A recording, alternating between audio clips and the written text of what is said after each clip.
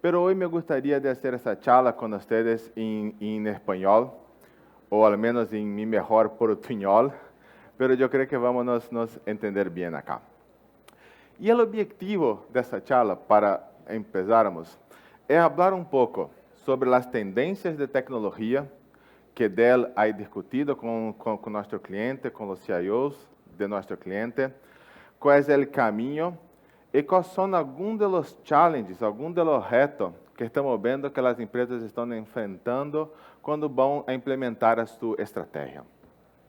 E eu gostaria de começar essa charla de 2022 mirando a uma apresentação muito similar a essa que eu hice em Andicom em 2019, onde eu também falei sobre as tendências de tecnologia e eu elegi a estas quatro que estão aqui, a parte de IoT, a parte de Data Analytics, DevOps e a nube. E mirando agora, em 2022, que parece a ustedes, passando 3 anos, passando na pandemia, estas tecnologias aún sigue haciendo sentido no dia a dia de las empresas e no dia a dia de nós que trabalhamos com tecnologia. Pero, como todo que passamos, estas tecnologias han evolucionado.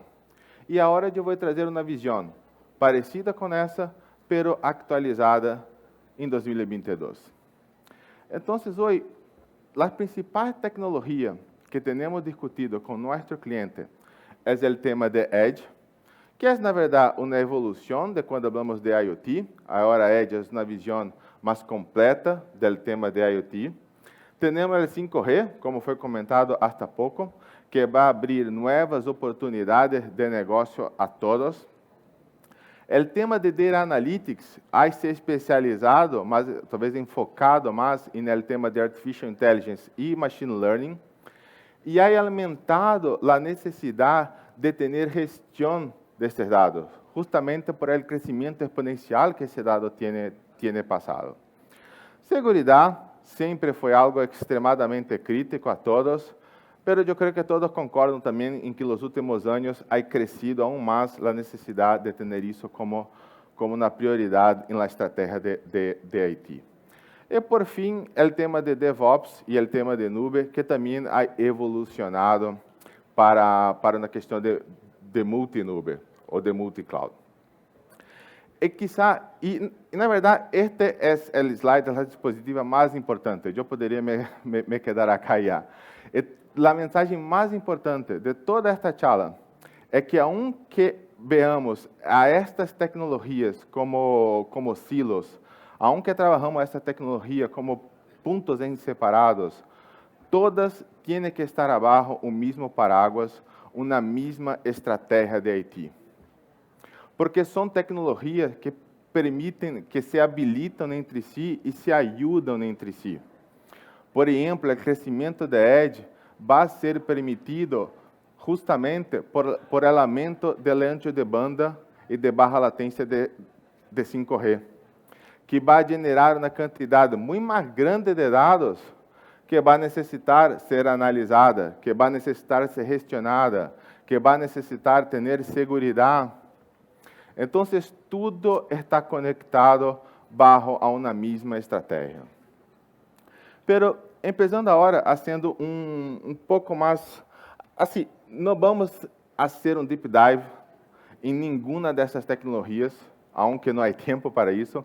Pero, novamente, aqui é uma visão a 10.000 pés, uma visão mais executiva de estratégia, de por onde as empresas estão caminhando com essas tecnologias, e começando com o Edge. O Edge é esperado, a computação de borda, é esperado que tenha crescimento exponencial para os próximos anos. Hasta 2024, é esperado que 90% de los novos processos operativos de las empresas vão ocorrer fora de seu data center principal, fora de la nube, vão ocorrer em Edge, na computação de borda. E 75% de los novos dados que foram generados até 2025 vão ser generados em la borda. Então, o Edge está crescendo cada vez mais em la importância, em la estratégia de las nuevas arquiteturas de IT. Pero, como toda nova tecnologia, e o que faz parte de nosso trabalho tão divertido, são os retos que temos que arreglar. E para o LED, talvez os principais retos. O primeiro é como eu hago para manter uma infraestrutura resiliente, disponível, em um ambiente que muitas das vezes não tem nem aire acondicionado, que não é uma estrutura de data center.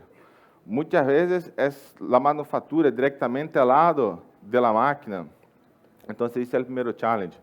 O segundo é como eu hago a gestão, como eu hago o controle dessa infraestrutura que agora está crescendo novamente para fora do centro de dados. E o terceiro, também muito conectado, é como eu hago a segurança disso. Minha superfície de ataque está crescendo exponencialmente. E no passado, eu tinha um centro de dados, eu punha um faro de borda, e ok, eu tinha minha segurança básica. Agora estou muito lejos disso. Novamente, não há mais uma barreira específica para o centro de dados. E bem, falando um pouco sobre o LED, o seguinte passo em nossa estratégia, ok, eu tenho o LED, como eu conecto a LED ao resto de meu centro de dados? E aí começamos a falar um pouco sobre o 5G. E o 5G vai generar hasta 700 bilhões de dólares em oportunidade de novos negócios para todas as indústrias. Aqui, quizá, tem as três principais que eu gostaria de elencar. A primeira, a parte de saúde, a parte de healthcare, que vai ajudar tremendamente a parte de cobertura. A segunda, a parte de manufatura, indústria 4.0, o 5G vai ser extremadamente importante. E o terceiro, a parte de los carros conectados, de los smart cars. E aunque essas sejam as três mais grandes, o que vemos novamente é que há oportunidade para todas as indústrias em desenvolver novos produtos, desenvolver novas arquiteturas, novamente, que utilizem o benefício do ancho de banda com barra latência del 5G. E ok, falamos sobre a criação e o processamento de los dados em LED, falamos sobre a conectividade. O seguinte passo, então, é a utilização de los dados.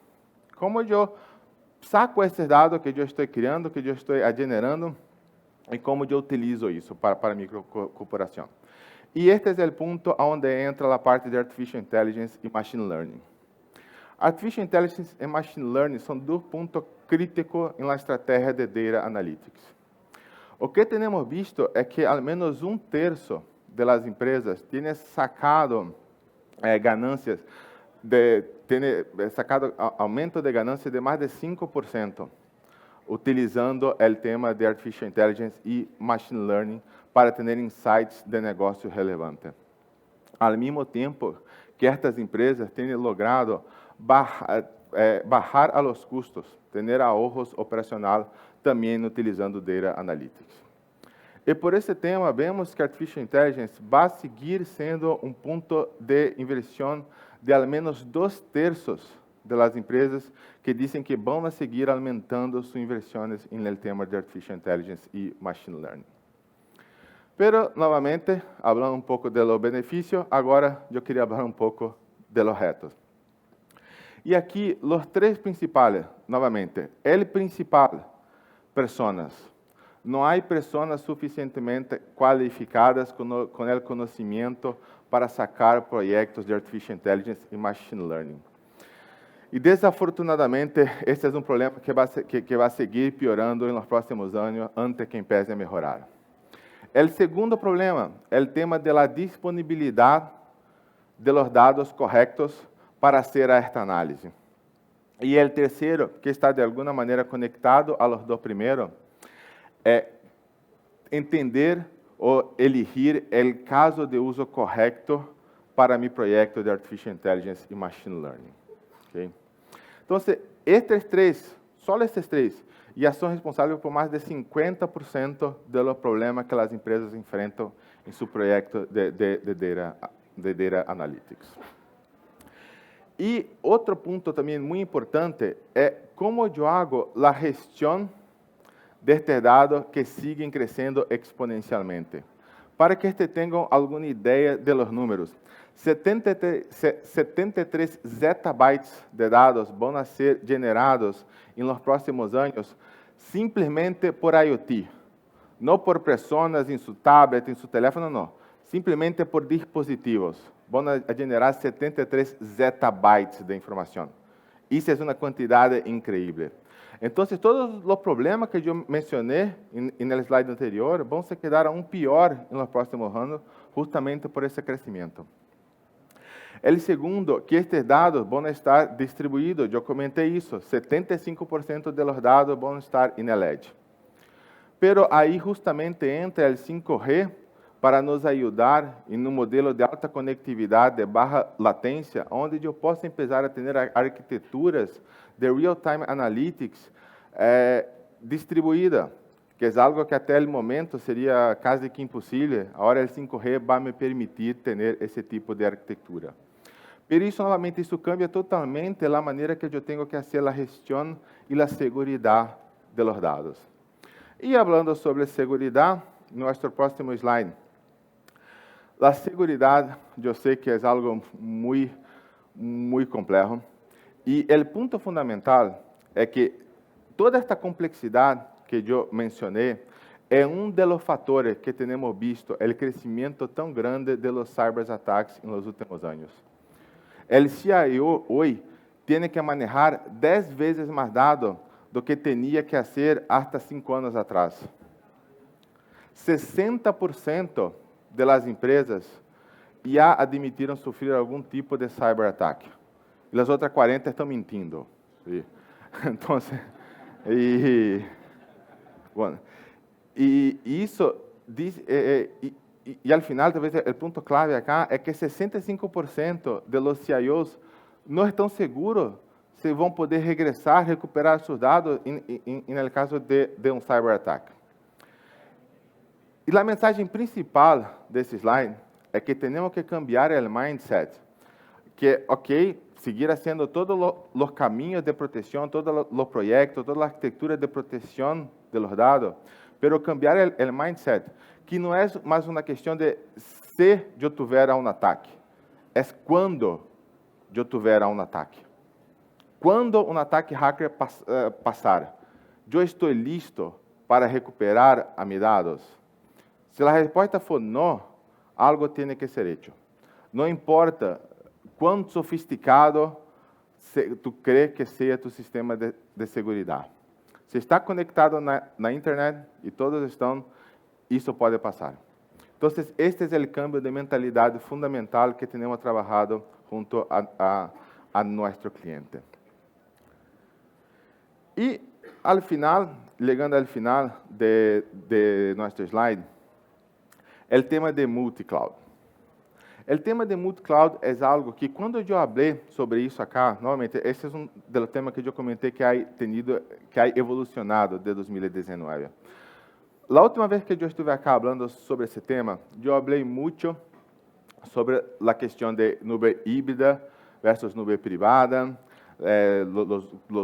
os casos de uso de cada um deles. E o que temos visto é que esta questão ha caminhado muito fortemente para a nuvem híbrida.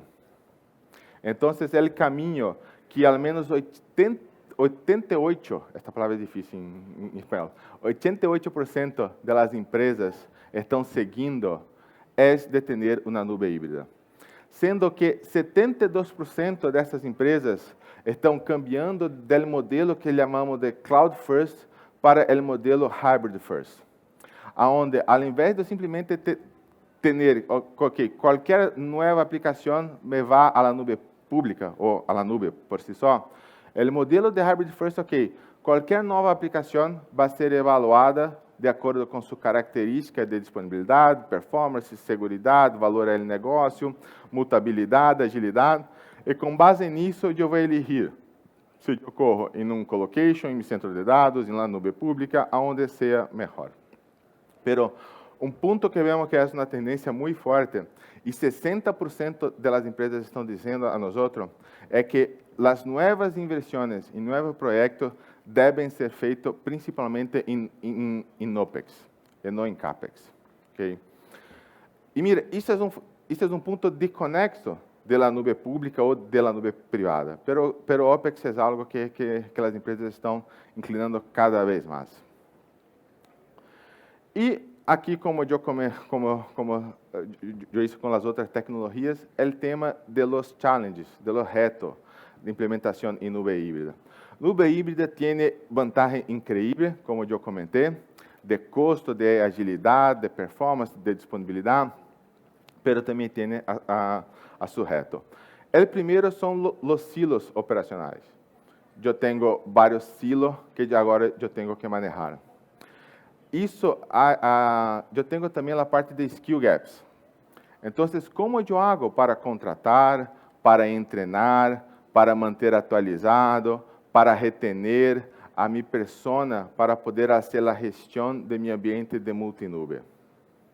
Quanto mais nube eu elegir ter, mais grande e mais difícil é o custo operacional em persona para manter isso.